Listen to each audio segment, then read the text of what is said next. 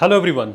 क्या आप भी ड्रीम 11, एमपीएल या विंजो जैसे जो ऑनलाइन गेमिंग प्लेटफॉर्म है उनमें पैसा लगाकर करोड़पति बनने का ख्वाब देख रहे हैं? तो आपका ये सपना शायद पूरा हो, क्योंकि अब इस प्रकार के जितनी भी ऑनलाइन रियल मनी गेम्स हैं उनके ऊपर बैन लगा दिया गया है।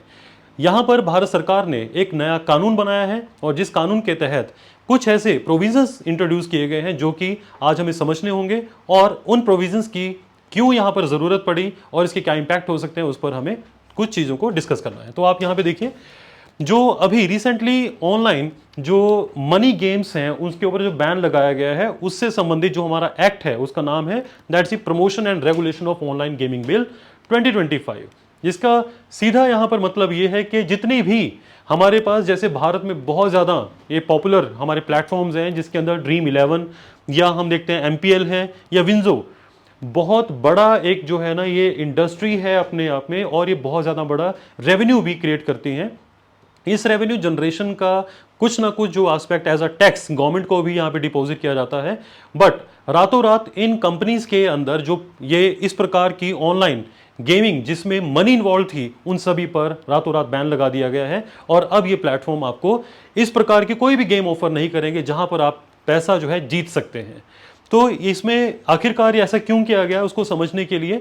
यहाँ पे हमें कुछ एस्पेक्ट्स को भी देखना होगा। एक्चुअली क्या है कि बहुत समय से भारत के अंदर ये देखा जा रहा था कि कई तरह की न्यूज़ जो है वो गांव देहात के एरिया से आती थी कि किसी व्यक्ति ने 19 रुपये लगाकर 49 रुपये लगाकर यहाँ पर अगले दिन 2 करोड़ या 3 करोड़ रुपए जीत लिए, उसने टीम वगैरह बना ली है। पर भारत सरकार जो है ना काफ़ी टाइम से ऐसे मुद्दे को, उनके लिए सेंसिटिव मुद्दा था और इसके ऊपर वो काफ़ी टाइम से विचार कर रहे थे कि क्या जो जैसे यूरोपियन यूनियन के देश हैं या यूके हैं या यूएसए है, उन जगहों पर भी कई तरह के जो ऑनलाइन पोर्टल्स हैं, जो गेम्स जहां पर पैसा इन्वॉल्व होता है, वहां पर कई तरह के रेगुलेशंस हैं जो काफ़ी स्ट्रिक्ट हैं। पर भारत में अभी तक कोई इस तरह के स्ट्रिक्ट रेगुलेशन नहीं थे, इसीलिए भारत में यहां पर अब जाकर इस प्रकार के रेगुलेशंस इंट्रोड्यूस किए गए हैं। इनके मुताबिक अब क्या किया गया है कि यदि कोई प्लेटफॉर्म, जैसे मान लीजिए अगर कोई ड्रीम 11 है या कोई XYZ कोई नया प्लेटफॉर्म है जो कि जहां पर लोगों को एंटाइज किया जाता है कि आप पैसा यहां पे डिपॉजिट कीजिए और हम सभी लोगों में से जो विनर होगा उसको यहां पे पैसा देंगे, फर्स्ट जो आपका विनर होगा उसको इतने करोड़ का, सेकंड विनर है उसको इतने लाख का इनाम दिया जाएगा। तो अब ये पॉसिबल नहीं है, क्योंकि अगर कोई प्लेटफॉर्म ऐसा करता है तो उसके ओनर को मतलब अप टू 3 इयर्स यानी 3 साल तक की सजा और साथ ही साथ 1 करोड़ रुपए तक का जुर्माना यहां पे लगाया जा सकता है। साथ ही साथ जो बैंक हैं, जिन बैंक्स के थ्रू या फाइनेंशियल इंस्टीट्यूशन के थ्रू ये पैसा आप डिपॉजिट कर पाते थे पहले ऐसे पोर्टल्स के ऊपर ताकि आप उसके अंदर गेम के अंदर एंटर कर सकें, अब इस प्रकार के बैंक्स के ऊपर भी इस प्रकार की रिस्ट्रिक्शन लगा दी गई है। वो भी अब आपको यहां पर फैसिलिटेट नहीं करेंगे और अगर ये करते हैं तो इनको भी पनिश किया जाएगा।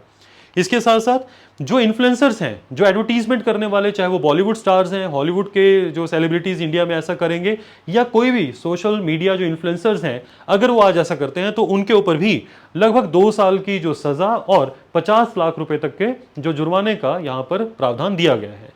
इस एक्चुअली पूरी की पूरी एक्टिविटी के अंदर हमें यह समझना है कि क्या गवर्नमेंट ये बैन लगा सकती है नहीं। तो आपको ये पता हो, हमारे यहां पर जो इंफॉर्मेशन टेक्नोलॉजी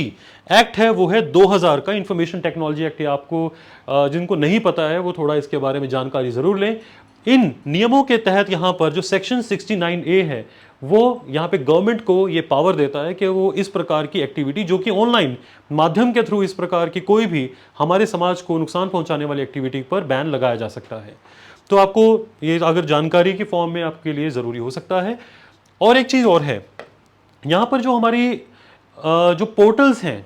क्योंकि ये एक बहुत सारे लोगों को एम्प्लॉयमेंट मिलती है यहाँ से, और रातों रात अगर एकदम से बंद हो जाएंगे तो वो भी कुछ ना कुछ यहाँ पर अपना एक नेक्स्ट स्टेप या इस चीज़ को वो एस्केप कर सकते हैं। तो इसके लिए क्या क्या उनके पास पॉसिबिलिटी हो सकती हैं, जैसे वो डोमेन स्विच कर सकते हैं। इसका मतलब क्या है,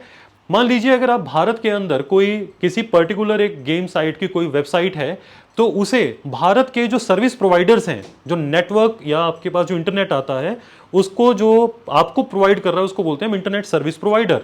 तो ये लोग जो जिन अपनी वेबसाइट चला रहे हैं, ये लोग अपने उस आईएसपी को बदलकर, हो सकता है ये अमेरिका, केन्या, नामीबिया, नाइजीरिया, इन जगहों से ये जो रेगुलेट करना स्टार्ट कर सकते हैं। इसको बोलते हैं वो डोमेन स्विच कर सकते हैं। दैट मीन्स भारत में रहकर अभी भी आप इनकी मिरर वेबसाइट बोलते हैं उनको, मिरर वेबसाइट का मतलब है एक प्रकार की और वैसे ही दिखने वाली एक और वेबसाइट होगी जो कि यहां के कानून के दायरे में नहीं आती होगी, क्योंकि उसको सर्विस प्रोवाइडर या उसका जो डोमेन है वो किसी और जगह से रजिस्टर्ड है। तो ये उन एरियाज की मैं बात कर रहा हूं कि जब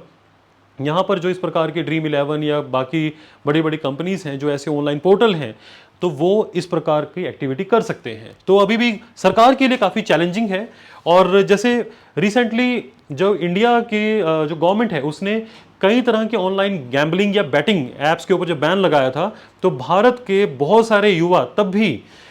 जैसे आप यहाँ पे देख रहे हैं, लगभग 26 करोड़ के आसपास जो युवा थे, उन्होंने तब भी ऐसे पोर्टल्स के ऊपर मिरर वेबसाइट पर जाकर अपने आप को वहां पे रजिस्टर करवाया था। तो अभी भी अब सरकार के लिए काफी बड़ा एक ये चैलेंज है कि डोमेन स्विचिंग को वो कैसे रोकेगी। साथ ही साथ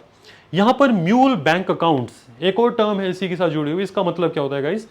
मान लीजिए कि म्यूल बैंक अकाउंट्स ऐसे होते हैं, यदि कोई भारत का एक साधारण सा नागरिक है जो कि क्लीन है और उसका अकाउंट ज़्यादा सस्पिशियस नहीं है, तो ये कंपनियां क्या कर सकती हैं, उन अकाउंट्स को यूज़ कर सकती हैं।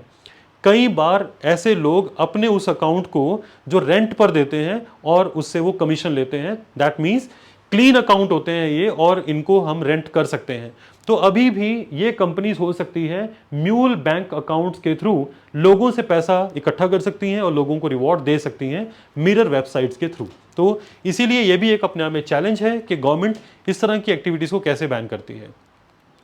हालांकि जो लीगल एडवाइजर्स हैं उनका ये कहना है कि अभी भी इस जो हमारे पास ये लॉ आया है इसके अंदर अभी भी टेस्ट ऑफ प्रोपोर्शनैलिटी अभी किया जाना बाकी है। इसका मतलब क्या होता है गाइस?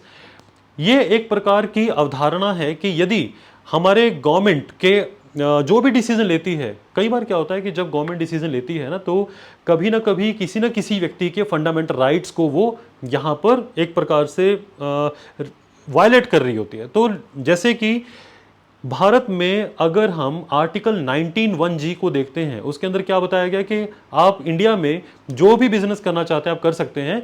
जब तक कि उसके ऊपर क्या रिस्ट्रिक्शन है कि अगर वो हमारे समाज को नुकसान नहीं पहुंचा रहा है, पब्लिक हेल्थ को नुकसान नहीं पहुंचा रहा है, तब तक आप वो बिजनेस कर सकते हैं। बेशक गवर्नमेंट उसके लिए आपको लाइसेंस वगैरह भी प्रोवाइड कर सकती है। तो यहाँ पर 19(1)(g), क्योंकि ये लोग भी एम्प्लॉयमेंट के अंदर जो जितने पोर्टल थे एम्प्लॉयड थे यहाँ पर, तो उनके लिए अब उनका कहना यह है कि आखिरकार वो भी एक लीगलाइज तरीके से बिजनेस कर रहे थे, जिसका जो रेवेन्यू उनके पास आ रहा था वो रेवेन्यू का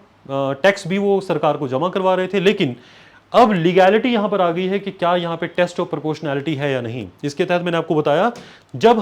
हमारी जुडिशरी ये चेक करती है कि जो अभी सरकार ने कदम उठाया है,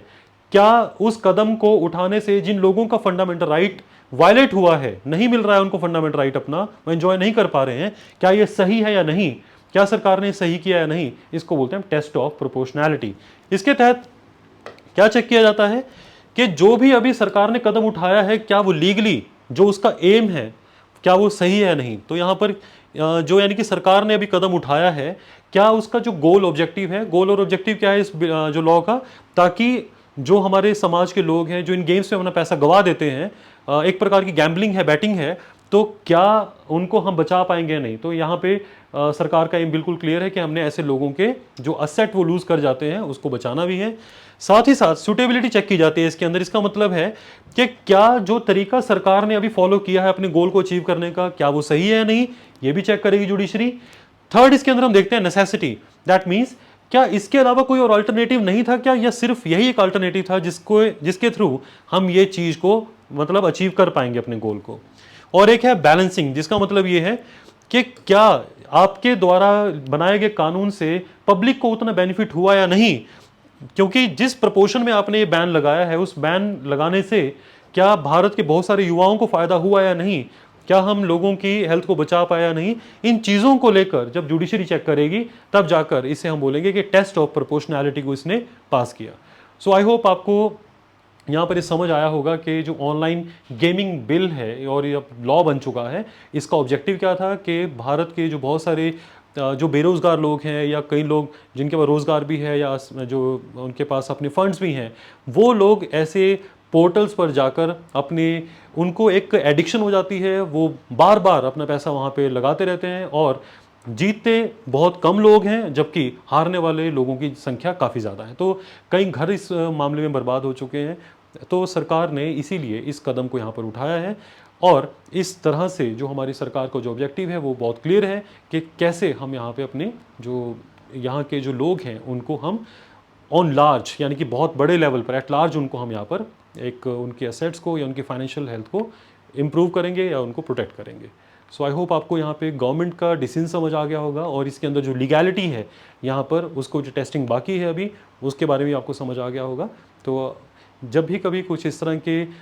हमारे देश के अंदर कोई नए कानून बनते हैं तो आपको उनके ऊपर ध्यान रखना चाहिए कि उसके अंदर क्या क्या अभी एडवांसमेंट बाकी है। आई होप आपको इन्फॉर्मेशन अच्छी लगी होगी, और आप इसी तरह की इन्फॉर्मेशन आप तक पहुंचती रहे, इसके लिए आप चैनल को सब्सक्राइब करें, और साथ ही साथ बेल आइकन को अगर आप प्रेस करते हैं तो आपको नोटिफिकेशन जो है टाइमली मिलती रहेंगी जब भी हम कोई नया कंटेंट अपलोड करते हैं। Thank you so much guys.